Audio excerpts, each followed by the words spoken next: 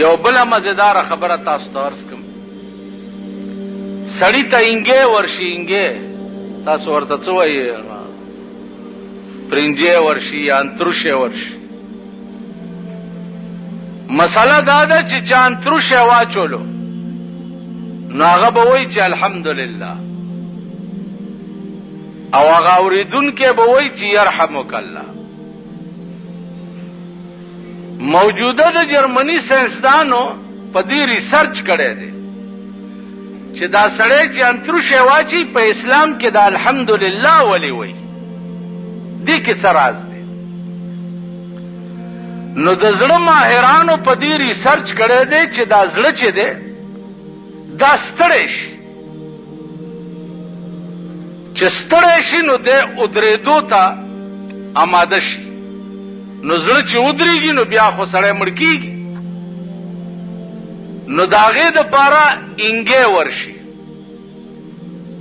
چې انګې ورشي نو هغه انګي سره بیا زړه حرکت وکړي او روان شي. نو دی الحمدلله وایي چې خدای شکر دی چې زما اړه دې د ودرېدو نه بچ کړو. نو اورېدونکی به وایي چې الله دې په تا رحم وکړي چې تا خدای پاک د اړه د ودرېدو نه بچ کړو.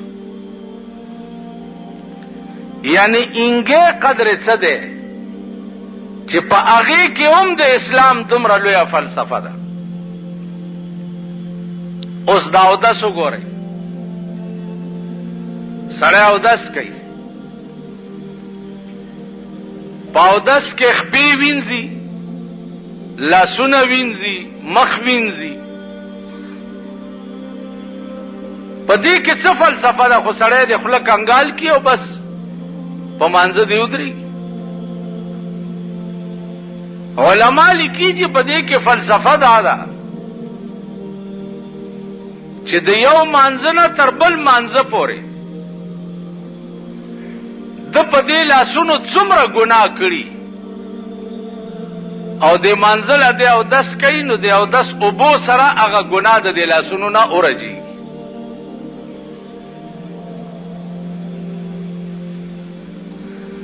په دې مخ چې د څومره ګناه کړي نو مخ وینځلو سره هغه ګناه ته ټوله توی شي. په دې خپو چې دی چرته ګناه پسې رواني او تلی نو خپو وینځلو سره د خپو نه ګناه لرې شي. د سر مسې سره که په دې سر کې د څه غلط تصورات کړي نو خالی لون لاس په سر راخکو سره الله د سر نه ورته هغه ګناه لري.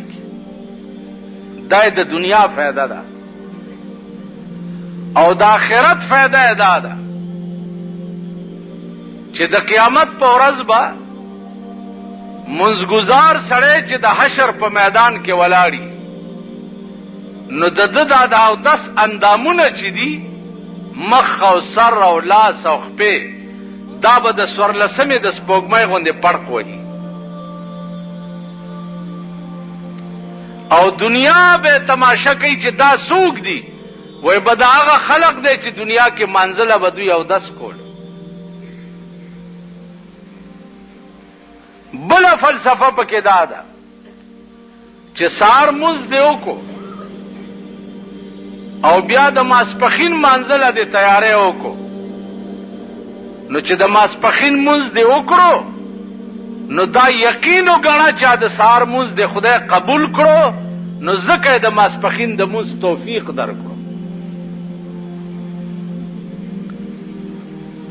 ماسپښین دې وکړو، د مازدیګر د مانځه تیاری دې وکړو، چې مازدیګر مونځ دې وکړو نو دا یقین وګڼه چې د ماسپښین مونځ دې خدای قبول کړو. دغسې د ماښام والا حدیث کې راځي چانه چې د مازدیګر مونځ قضا شو نو د دې دومره لویه ګناه ده لکه چې د ده ټول کور وران شو، بال بچ تباه شو، او سیله یې پراله او دی د دوهای ملنګ پاتې شو. یو د مازدیګر مونځ قضا کېدو باندې نو هر مانځه نه بل مانځه پورې چې الله توفیق درکړي نو دا یقین وګڼه چې خدای دې دا منځونه قبول کړ. بیا عزیزانو حدیث کې دام راځي چې سړی هره ورځ 3 منځونه کوي، 2 کوي، 2 کوي، 3 نه کوي، 4 کوي، 1 نه کوي. دا سړی به په قیامت کې د فرعون او د نمرود په صف کې ولاړ.